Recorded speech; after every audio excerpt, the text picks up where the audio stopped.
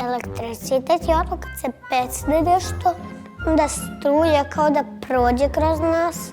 Pa ja kad se spustam niz tobogan u park, onda mi tobogan pecne.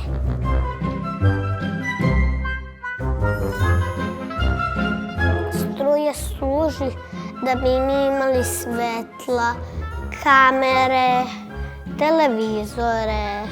To su dve vrste elektriciteta.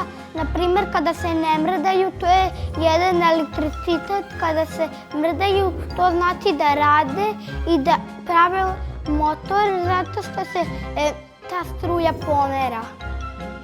Struja služi da uključimo telefon.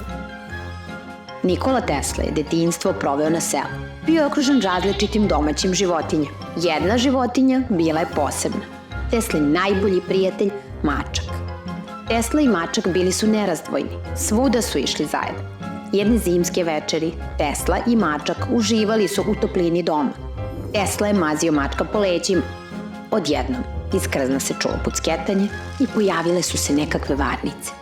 Bio je to elektricitet sa kojim se Nikola Tesla tada prvi put susreo.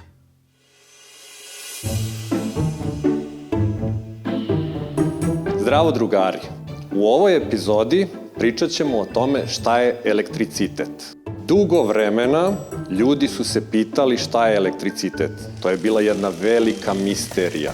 A to je zato što su čestice koje čine elektricitet toliko male i sitne da ih ne možemo videti. Čestice koje su sitne nekad možemo čuti. Naprimer, kada skidate džemper pa čujete ono pucketanje.